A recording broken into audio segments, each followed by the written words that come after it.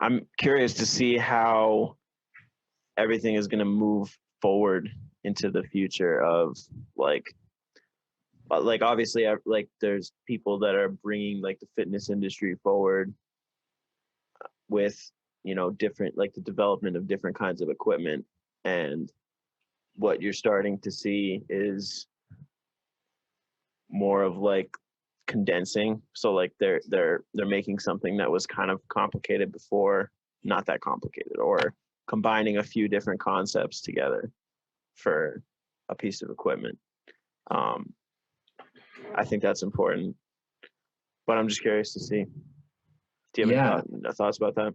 Yeah, and honestly, I think the more research and knowledge we gain in this category, the more I see fitness equipment and fitness techniques and programs going back more towards the basics. Actually, like there's more of a shift back to free weights and body weight exercises, and being able to control your body weight. And it's not, it used to be like, oh, I can leg press 1,000 pounds, which is, a feat on its own. Don't get me wrong. Like that's rather impressive, but I want to see someone do that and apply it to, jumping or doing any other movement that would benefit from a leg press.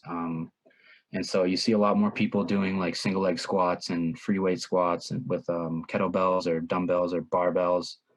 And I think there's more of an emphasis today, like on core strength, which is like, back in Tyson's day and Muhammad's day, you see these guys with these like they're top heavy and they're walking around like that, they're looking for the gun show, they got their biceps out, they're ready to go.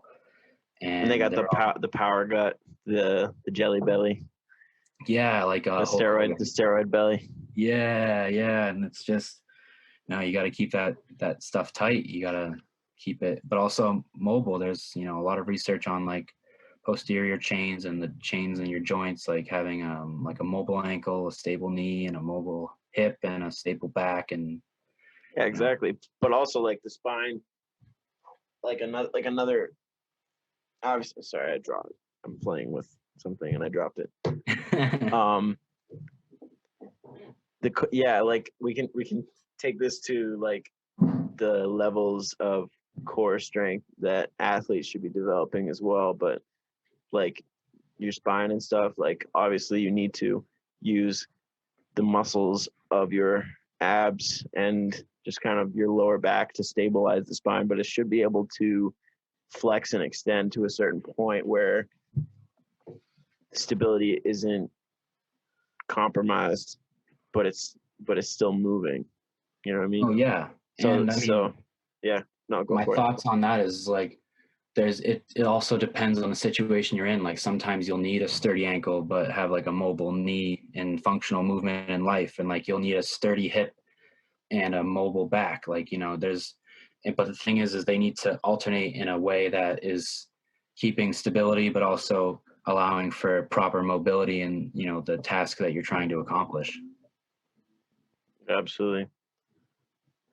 Core is important for anti-flexion, anti-extension, and anti-rotation. Yeah. That's the big three. Yep. And it takes a huge, exactly. And it also, like, if you have a strong core, it really lowers the percentage of like risk for a back injury because you're having some anterior stability that takes off of the stress load for that posterior area in your back.